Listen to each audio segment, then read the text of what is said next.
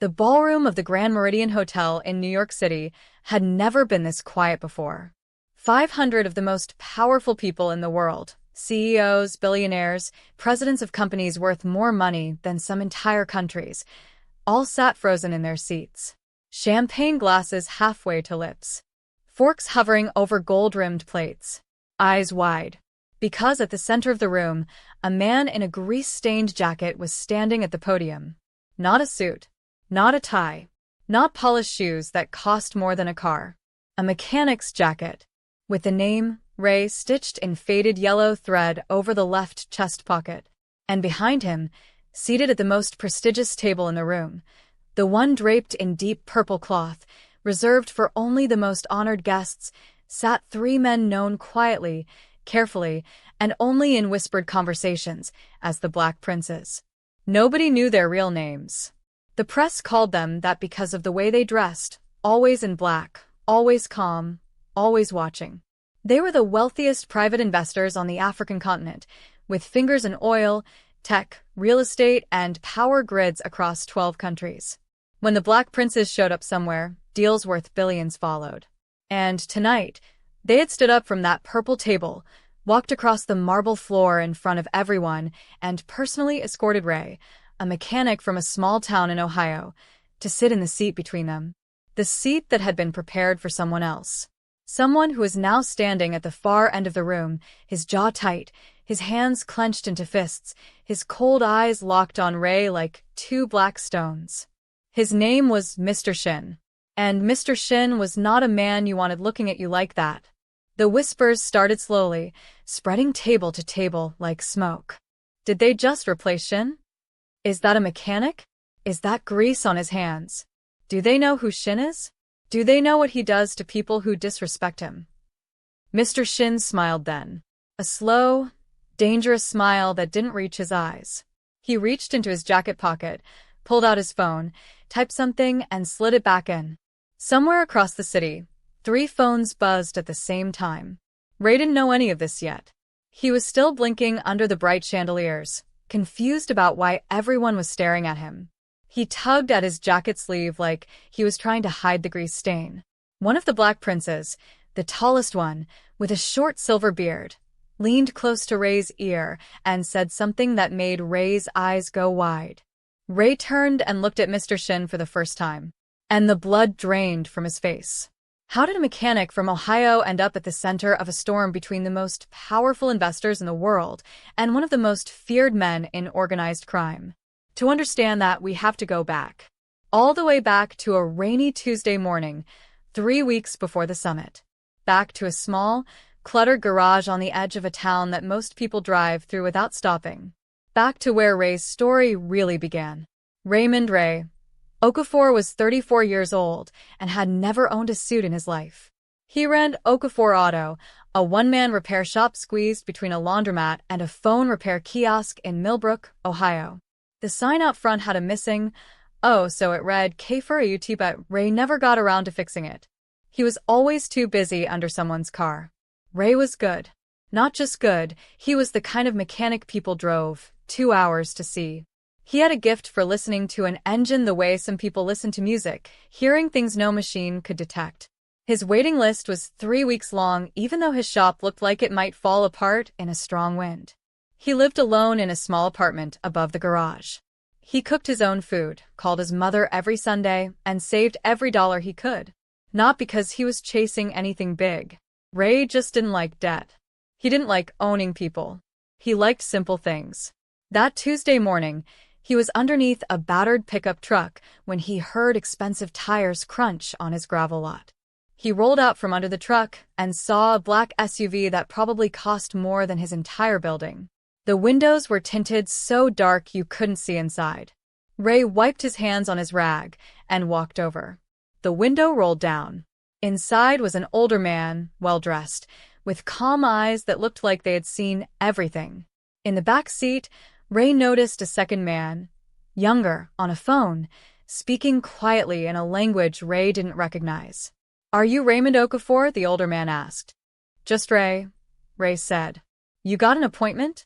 "No," the man said simply. "But we have a problem." He nodded toward the hood. Ray looked at the SUV. From the outside, it looked perfect. But now that he was closer, he could hear it, a faint ticking beneath the engine. Something subtle. Something most mechanics would miss entirely. Ray's eyes narrowed. Pop the hood. He spent 20 minutes in silence, working, checking, listening. The two men waited without a word. No impatience. No interruption. Finally Ray stood up, wiped his forehead, and said, "Your fuel injector rail has a microfracture. Probably been there for weeks. Another 300 miles, maybe less, and your engine would have locked up completely. On a highway, that's not just expensive. That's dangerous." The older man looked at him for a long moment. "How did you know?" he asked. "Sound," Ray said simply. "She told me." The older man smiled, the first real emotion he had shown, and looked at the younger man in the back seat, who had stopped his phone call and was now watching Ray very carefully. They paid Ray 4 times his asking price. Ray tried to give back the extra. They wouldn't take it. As they were pulling out, the older man paused and handed Ray a small black card with no name on it. "Just a phone number." "You'll hear from us," the man said. Ray looked at the card, looked up, and the SUV was already gone. He stood there in the drizzle, grease on his hands, and thought nothing of it. He went back under the pickup truck. He had no idea that the two men in that SUV were Prince Adiz and his chief of security, and that within 2 weeks, what Ray had done in that gravel lot would be replayed in a private meeting and described as the most important vehicle inspection in the history of our organization. He had no idea that a man named Mr. Shin had been circling the Black Princes for 2 years, offering deals, making promises, building a web of pressure and obligation designed to trap them into a partnership they did not want. He had no idea that one small act of honesty, refusing to take extra money, telling the truth about a broken engine, had started a chain of events that was about to pull him out of that tiny garage and drop him into the most dangerous room in America. Ray just went back to work. Outside, the rain got heavier. And somewhere across the country, Mr. Shin was signing a contract he believed was already guaranteed. He had no idea a mechanic in Ohio had already changed everything. What did the Black Princes discover about Mr. Shin that made them walk away from a billion-dollar deal? And what is it about Ray that made them trust him with something far more valuable than money? 2 weeks before the summit, in a glass tower in Manhattan, Mr. Shin sat at the head of a long conference table and smiled at the documents in front of him. Everything was in order. Everything was perfect. The deal was simple on the surface, or at least, that's how he had presented it. Mr. Shin's company, Vortex Capital, would partner with the Black Princes to fund a massive infrastructure project across 4 African countries. Roads, bridges, power stations. The kind of project that gets your name in history books. The numbers looked beautiful. The projections were stunning. The presentation had taken his team 6 months to build. And the Black Princes had been politely listening for 2 years. But politely listening is not the same as agreeing. Mr. Shin knew this. And it was starting to irritate him in a way he rarely allowed himself to feel. He was not a man who got told, not yet, for 2 years. In his world, people didn't delay. They either said yes, or they disappeared from the conversation entirely, sometimes from other things too. His assistant knocked and entered quietly. "Sir, the Black Princes have confirmed attendance at the U.S. CEO Summit." Mr. Shin nodded slowly. "And the seating arrangements?" "Handled. You'll be at their table. Purple section. Center of the room." Mr. Shin leaned back in his chair. Good. The summit was his final play. Public, prestigious, surrounded by the world's press and power. The Black Princes would not embarrass themselves by rejecting him in that room. Social pressure was its own kind of force. He had used it before. It always worked. What Mr. Shin did not know was that 3 floors below his tower, in a coffee shop with foggy windows, Prince Adiz's chief of security, a quiet man named Marcus, was sitting across from a forensic accountant named Dr. Lena Voss. And Dr. Voss was sliding a folder across the table. "How bad?" Marcus asked without touching it. Dr. Voss wrapped both hands around her coffee cup. "Bad enough that if the princes sign anything with Vortex Capital, they won't just lose money." She paused. They'll lose control of every energy contract they hold across the continent. Marcus opened the folder. Inside was 18 months of financial forensics. Wire transfers hidden inside shell companies. Regulatory approvals that had been purchased rather than earned. 2 government officials in separate countries who had quietly received payments from Vortex Capital, officials who happened to sit on the exact committees that would oversee the Black Prince's existing operations. Mr. Shin wasn't offering a partnership. He was building a trap. A slow, elegant, expensive trap designed to look like an opportunity. Marcus closed the folder. He pulled out his phone and sent one message to Prince Adiz. For words, it is confirmed. Everything. That same evening, in his apartment above the garage in Millbrook, Ohio, Ray's phone rang. Unknown number. He almost didn't answer. He was halfway through a plate of jollof rice his mother had sent up with his cousin that weekend. Hello. Mr. Okafor. The voice was calm and deep. Familiar somehow, though Ray couldn't immediately place it. This is Prince Adiz. You repaired our vehicle 2 weeks ago. Ray put down his fork. Yes, sir. Is something wrong with the car? A short pause. Then something unexpected. A quiet laugh. No, Mr. Okafor.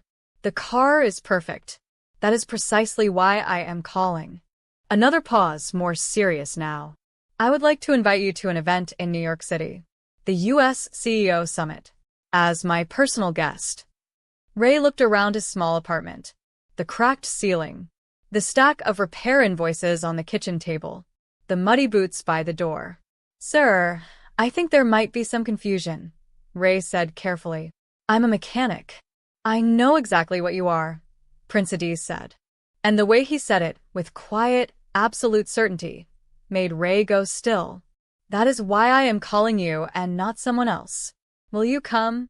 Ray opened his mouth. I closed it. I don't own a suit, he finally said. That is not a requirement. The prince replied simply. Ray looked at the black card still pinned to his fridge, with a bottle cap magnet. Okay, he said quietly. I'll come. What Ray didn't know, what nobody had told him yet, was that his invitation was also a message. Prince Adiz was not a man who did things accidentally. Every move was deliberate. Inviting Ray, seating him at the purple table, replacing the seat reserved for Mr. Shin, it wasn't impulsive. It was a calculated statement delivered in front of 500 witnesses. We choose honesty over power. We choose trust over money. And we're not afraid of you. Mr. Shin understood the message the moment he saw Ray walking across that ballroom floor. That's what made the smile so dangerous. That's what made the phone call to his people so quiet and so quick. Because men like Mr. Shin don't just walk away from public humiliation. They answer it. And somewhere outside the Grand Meridian Hotel, a black car with no plates was already parked and waiting. The night is far from over. Mr. Shin has made his move, and Ray has no idea he's already in the middle of it. The applause in the Grand Meridian Ballroom was polite and practiced, the kind of clapping rich people do when they don't want to wrinkle their sleeves. Ray sat stiffly between Prince Adiz and Marcus, his mechanic's jacket drawing quiet stares from every direction. He kept his hands under the table, not because anyone told him to, just because he was suddenly very aware of the grease lines still faint in the creases of his knuckles, the kind that never fully wash out no matter how hard you scrub. Prince Adiz leaned close. Relax, Ray. I am relaxed, Ray said.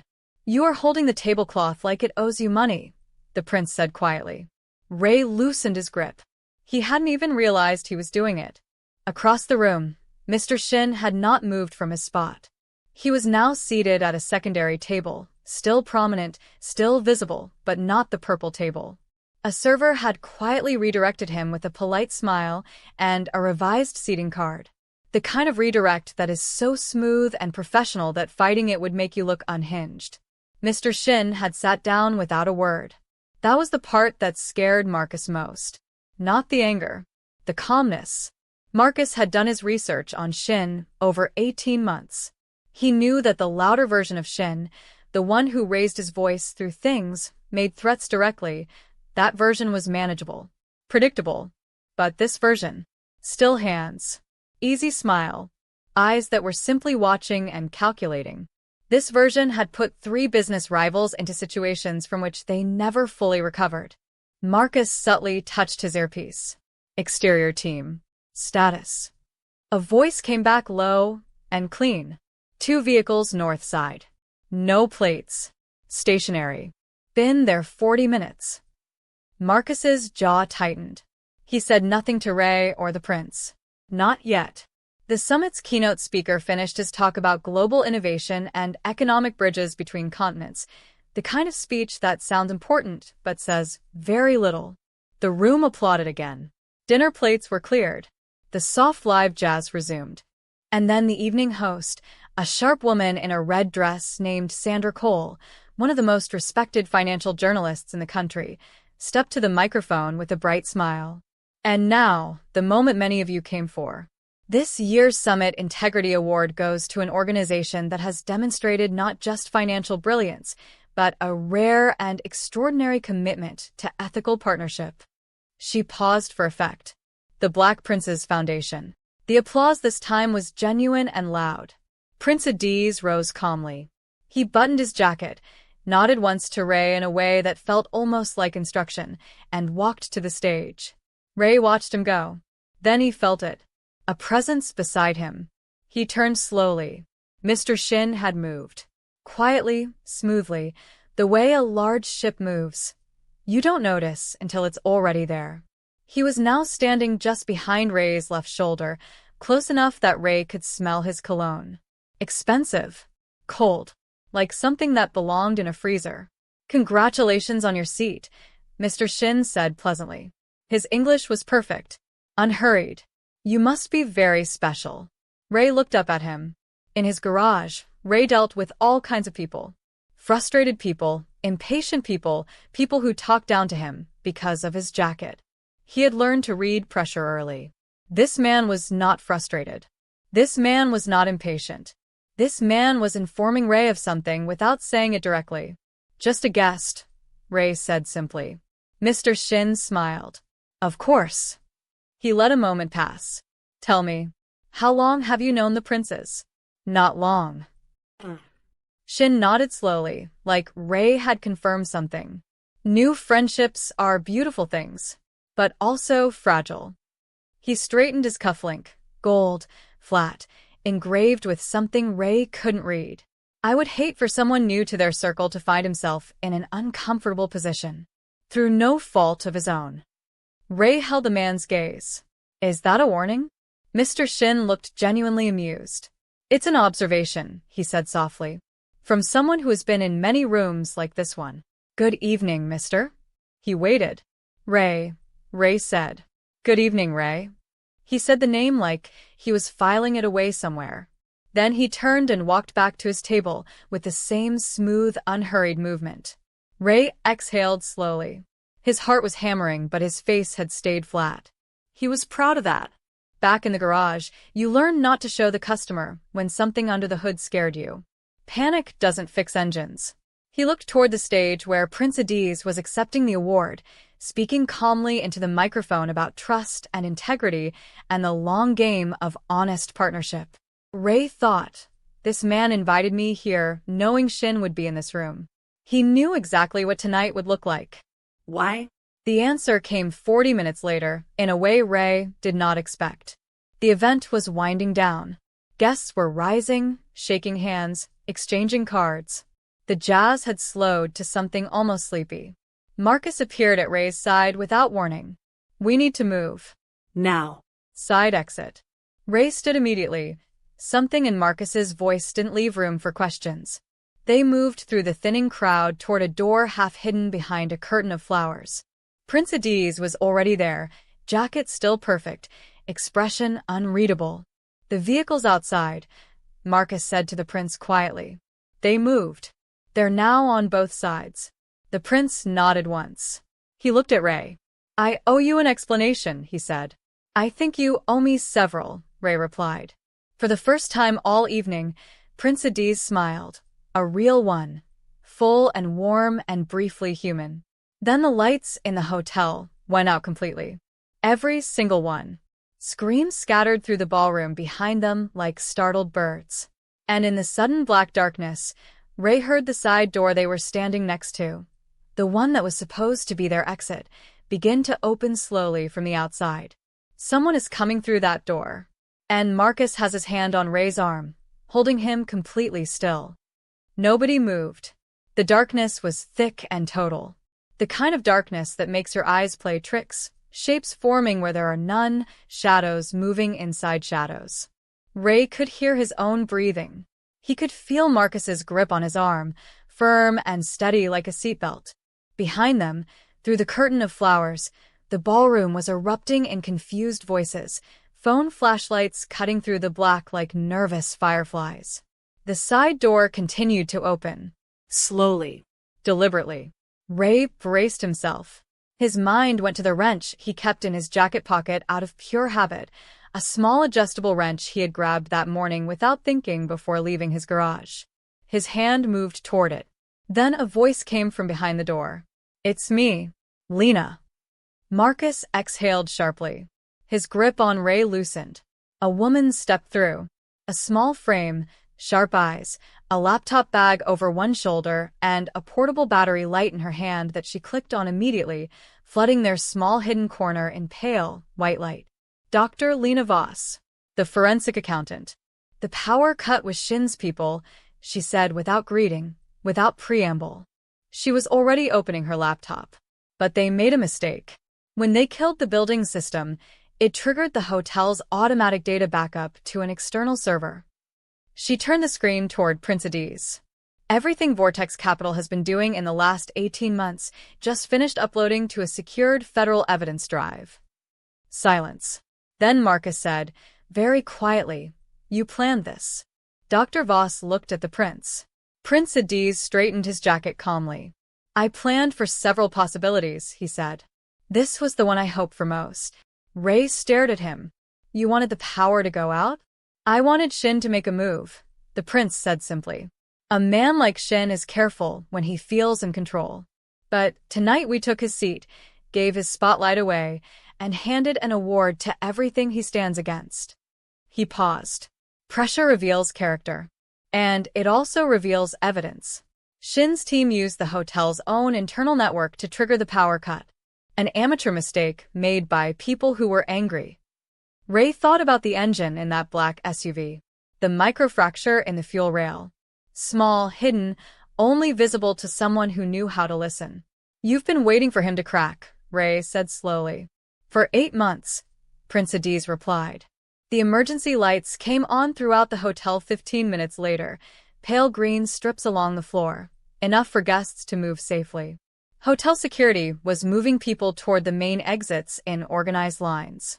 In the chaos, nobody noticed 4 people slipping out of a side corridor into a waiting vehicle. Inside the car, Dr. Voss was on a call. She spoke quietly, seriously, nodding at responses Ray couldn't hear. When she hung up, she looked at the prince. "Federal Financial Crimes Unit has the upload. They've been building toward this for 14 months independently. What we gave them tonight fills the last gaps." She closed her laptop. "They'll move on Vortex Capital before morning." Ray sat in the corner of the back seat watching all of this unfold like a man watching a film he wandered into halfway through. He understood the broad shape of it now. The prince and his team had spent years being circled by Shin.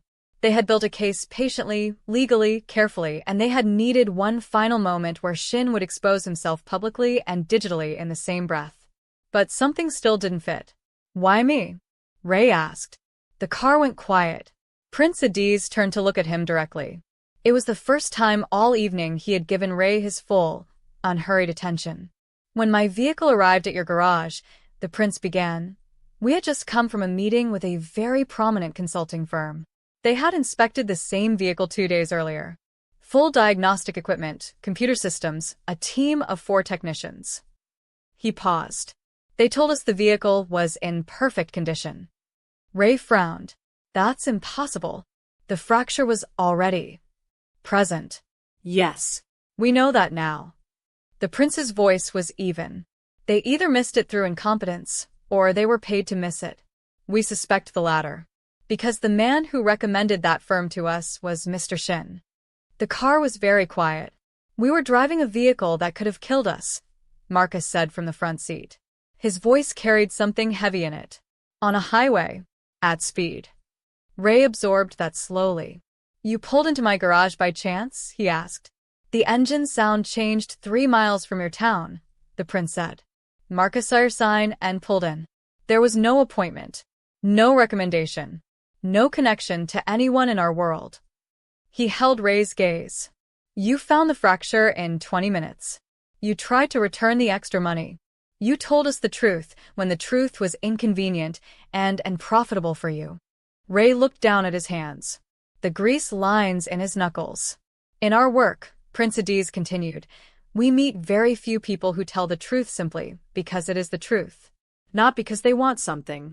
Not because they are afraid. Just because it is right. A pause. Tonight I needed the room to see what we value. I needed Shin to see it too. That we are not impressed by danger or wealth or reputation. We are impressed by character. Ray was quiet for a long moment. I just fixed your car, he finally said. Yes, the prince said. And in doing so, you may have saved our lives. He reached into his jacket and produced a sealed envelope. He held it out to Ray. Which is why we would like to offer you a contract. A permanent consulting role with our foundation. Travel, salary, full support. You would assess partnerships, visit project sites, talk to workers and engineers on the ground. He paused. You have an ability to hear what is broken before it becomes a disaster. We need that. Badly. Ray looked at the envelope but didn't take it immediately. He thought about his garage. The missing O on the sign. The 3-week waiting list. His mother's Sunday calls. The simplicity of a problem you could solve with your hands. Then he thought about a black SUV on a highway. Locked engine. No warning. 2 men who never made it home. He took the envelope. I still don't own a suit, he said. Marcus turned from the front seat with the first smile Ray had ever seen on his face. We will handle that. Outside, the city moved on the way cities do, loud and indifferent and blazing with light. Somewhere across Manhattan, in a glass tower, phones were ringing with calls that Mr. Shin would not be able to ignore or silence or redirect. The trap he had spent 2 years building had closed, but it had closed around him. Ray held the envelope in his lap and looked out the window at the streets sliding past. He had driven up from Ohio that morning in borrowed clothes, nervous about a room full of strangers. He was going home with something he didn't have a name for yet. Not money. Not power. Something quieter than both.